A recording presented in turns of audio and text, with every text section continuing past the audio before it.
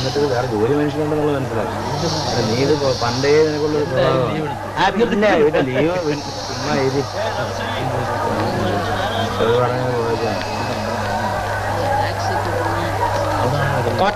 അപ്പൊ ചൈനീസ് ഫുഡിന്റെ കാര്യം പേറ്റുന്നവരോണ്ട് കാര്യമല്ല. ഞാൻ പോകും.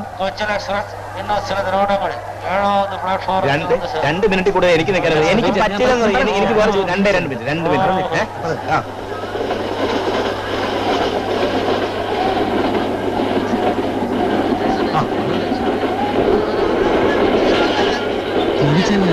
കണ്ടിട്ട് കാലം കുറച്ചായി.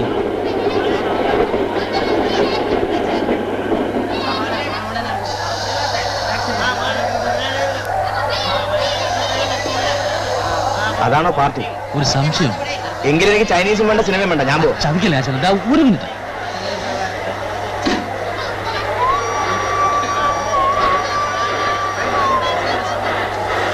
മിണ്ടണ്ട. കാർന്നോട് കൊണ്ടുപോകണേ കൊണ്ടുപോയിക്കോട്ടെ. ഉണ്ണേട്ടാ,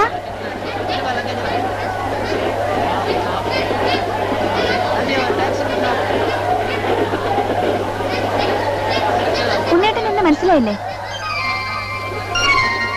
ഞാനാണ് രാധ.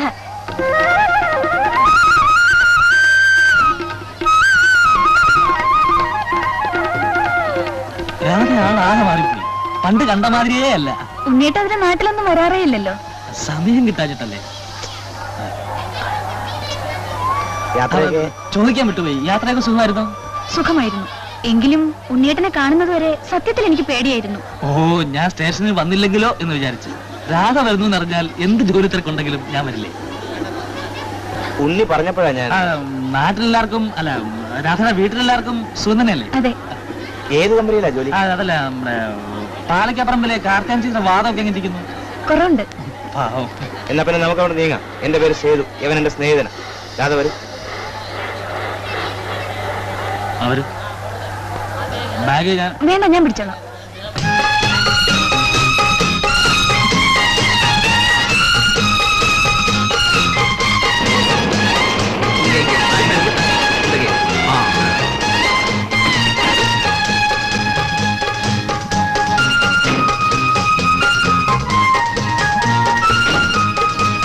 അത് വേണ്ട. വേണ്ട, എന്റെ കയ്യിലുണ്ട്. അത് പറ്റില്ല. രാധയ്ക്ക് വേണ്ട എല്ലാ സൗകര്യങ്ങളും ചെയ്തു കൊടുക്കണമെന്നാണ് അച്ഛൻ എഴുതിയിട്ടുള്ളത്. ബാക്കി ഞാൻ വെച്ചോടെ. ശരി സർ. വരാതെ വരും. ബാഗ്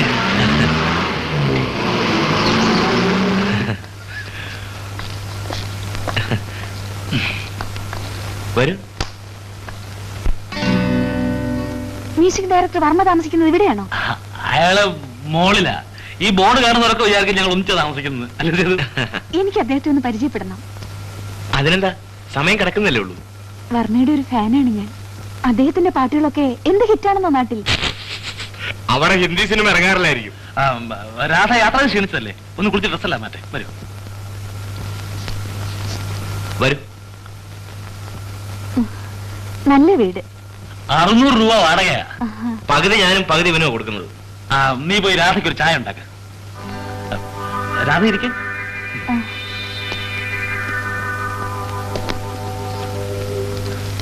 നമ്മുടെ അമ്പലക്കുളത്തിൽ എങ്ങനെ വെള്ളമൊക്കെ ഉണ്ടോ? പിന്നെ ഞാൻ നാട്ടിൽ വന്നാല് അമ്പലക്കുളത്തിലാ കുളിക്കുക. ഒരു 2 നേരം മുങ്ങി കുളിക്കാന്ന് വെച്ചാൽ അതിന്റെ ഒരു സുഖം ഒന്ന് വേറെയാ. എടാ, നീ ആ ചായപ്പൊടി പഞ്ചാര എവിടെ വെച്ചത്? അലമാരിക്കകത്ത് കാണും. ഞാൻ അവിടെ എല്ലാം നോക്കി. നീ ഒന്ന് എടുത്തതാ. ദിവസം ചായയുടെ ഏർപ്പാട് ഇവനായതുകൊണ്ട് ഞാനും ഒന്നും ശ്രദ്ധിക്കാറില്ല. ചായ ഞാനുണ്ടാക്കാം. അതിന്റെ ആവശ്യമില്ല. വരാൻ വരാനോ? ഞാനൊന്ന് എടുത്തു കൊടുത്തിട്ട് വരാം.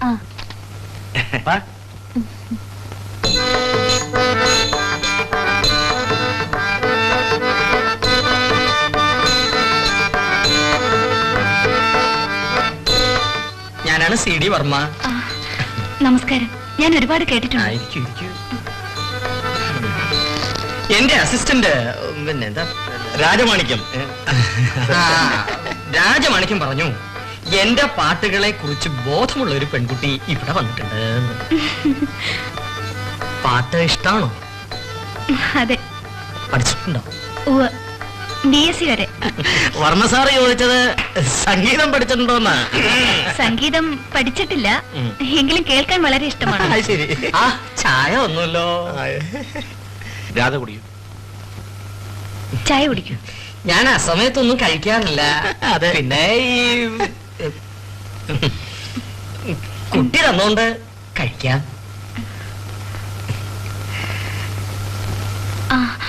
നിങ്ങൾക്ക് വേണ്ടേ? ഞങ്ങള് ചായ കുടിച്ചതാ.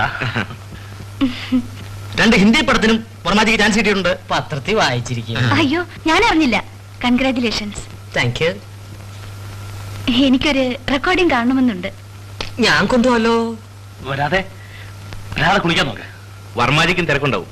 അതെ, ഞാനൊന്ന് പോയി കുളിച്ചു വരട്ടെ. നമുക്ക് ഇനിയും കാണാലോ. വരും. ബാത്റൂം ഞാൻ കാണിച്ചു. കാണിക്കാനൊന്നുമില്ല, നേരെ പോയി റൈറ്റിലോട്ട് തിരിഞ്ഞാൽ മതി.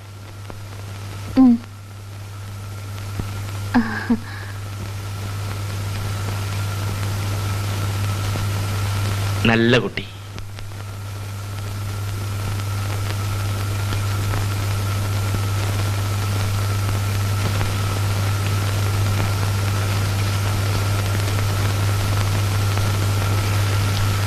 അതെ, എന്നെ പൂർണ്ണമായും വിശ്വസിച്ചാണ് അവളുടെ തന്ത അവളെ ഇങ്ങോട്ട് അയച്ചിരിക്കുന്നത്.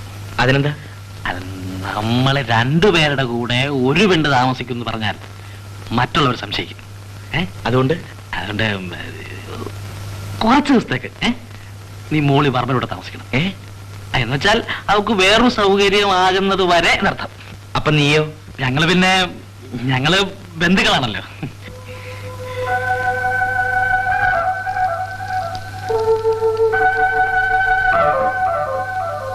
അത് വേണ്ട. പിന്നെ നീ ഒറ്റയ്ക്ക് ആ പെൺകുട്ടിയുടെ കൂടെ താമസിച്ചാല നാട്ടുകാർ അതും ഇതൊക്കെ പറയുക. അതുകൊണ്ട് നമ്മൾ 3 പേരും കൂടെ താമസിക്കുന്നതല്ലേ നല്ലത്? അല്ല അത് എന്തേ? അല്ല അതല്ല അല്ല പ്രശ്നമുണ്ട്. എന്താ തോന്നുന്നത്? ഞാൻ പറയാം. കുളി കഴിഞ്ഞു ഇല്ലേ? അതെ. ഈ കലാകാരന്മാര് പൊതുവേ മറവിക്കാരാ. ഞാൻ കുട്ടിയുടെ പേര് ചോദിക്കാൻ മറന്നുപോയി. എന്താ പേര്? രാധ. ഹായ്, നല്ല പേര്. ഇവരുടെ ആരാ? ഉണ്ണേട്ടൻ എന്റെ നാട്ടുകാരനാ. അത്രേ ഉള്ളോ? അത് ശരി. ഏതായാലും കുട്ടിക്ക് സംഗീത ജ്ഞാനം ഉണ്ടെന്ന് കേട്ടപ്പോഴേ എനിക്ക് സന്തോഷായി. സമയവും സൗകര്യവും ഉള്ളപ്പോ മേലോട്ട് വന്നോളൂ, പഠിപ്പിക്കാം.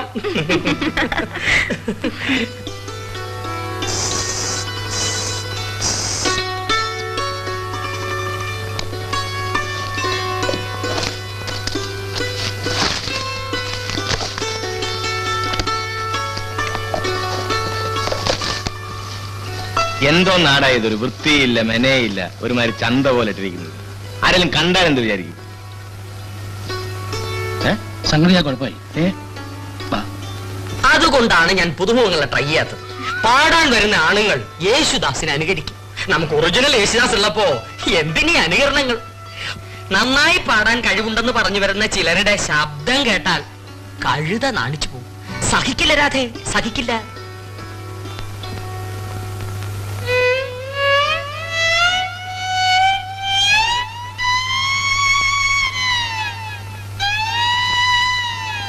ഇപ്പൊ മനസ്സിലായില്ലേ രാധ ഇവിടെ താമസിക്കുന്ന അപകടമാണെന്ന്?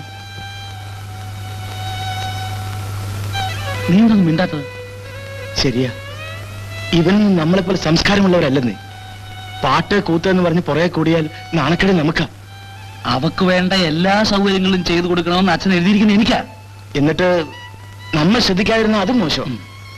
ആ, ഒരൈഡിയ. നമുക്ക് റോസി ചിറ്റയുടെ വീട്ടില് പേയിങ് ഗസ്റ്റായിട്ട് താമസിപ്പിച്ചാലോ? എങ്ങനെ? അത് കൊള്ളാം.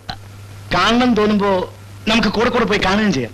അതുപോട്ടെ, അത് ഞാൻ നോക്കിക്കോളാം. അതല്ല, റോസി ചേച്ചി എങ്ങനെയും പറഞ്ഞ് സമ്മതിപ്പിക്കണം.